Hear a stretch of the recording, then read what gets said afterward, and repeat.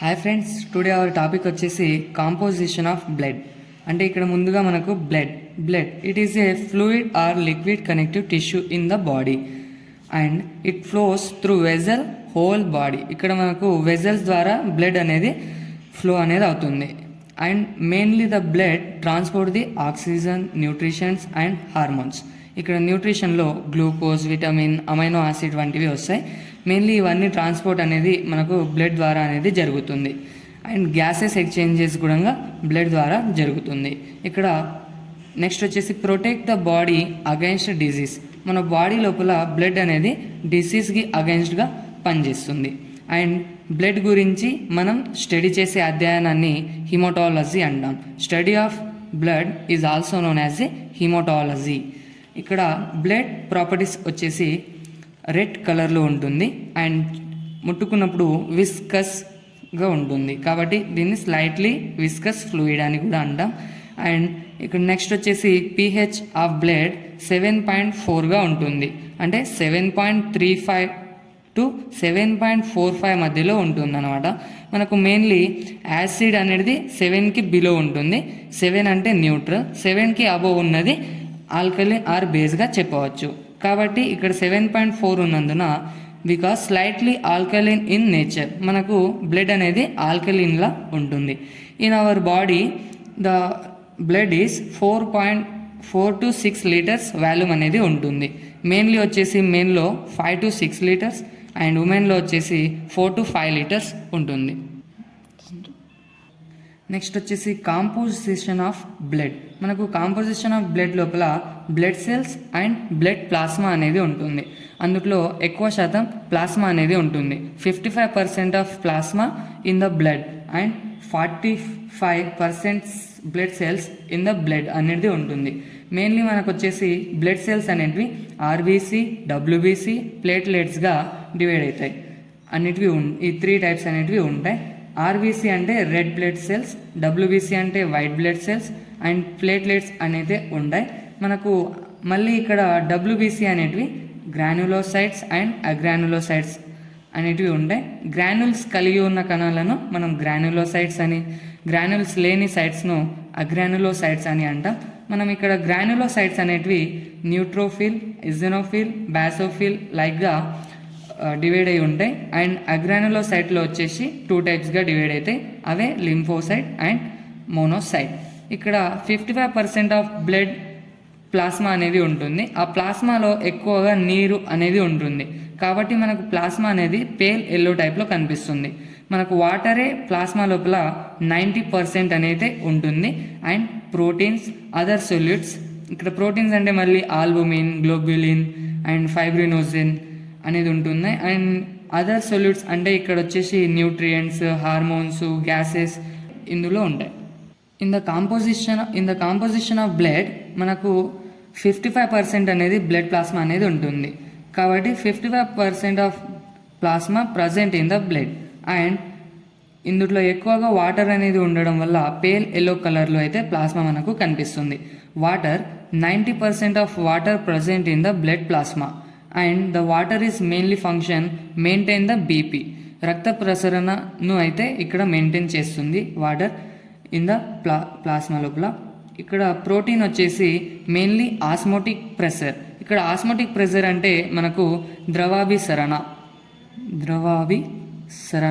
అనేది మెయింటైన్ చేస్తుంది ప్రోటీన్స్ యొక్క కలిగి ఉన్న ప్లాస్మా.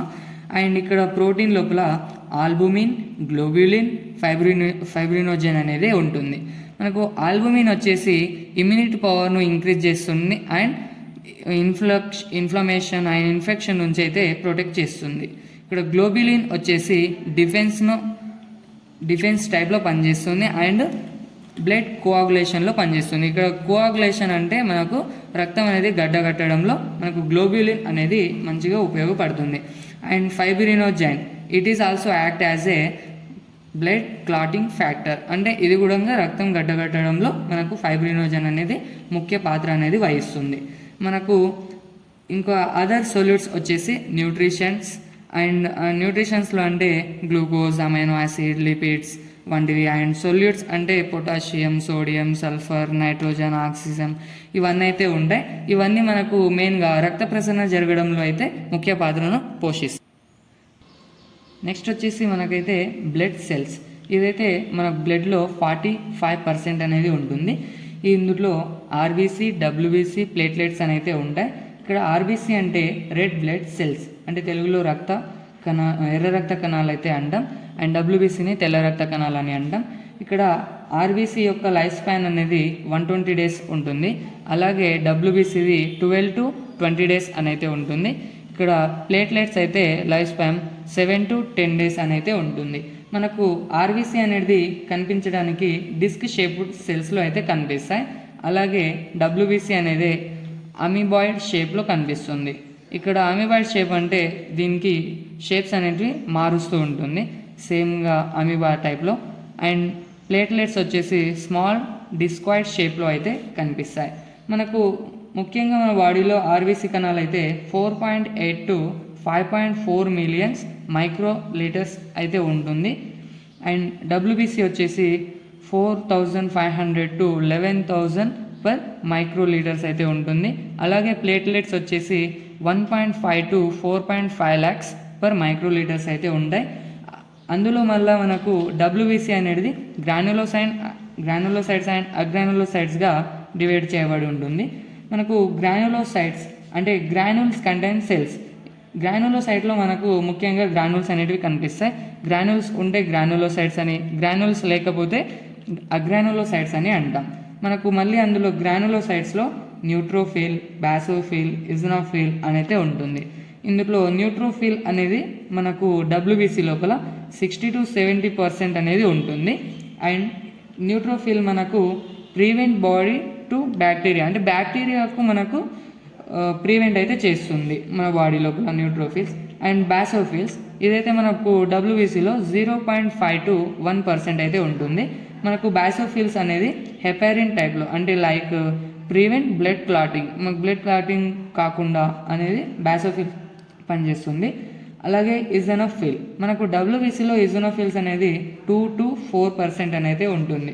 ఇక్కడ eosinophils maintain the immune system maintain చేయడంలో మనకు ఇజనోఫిల్ అనేది పనిచేస్తుంది.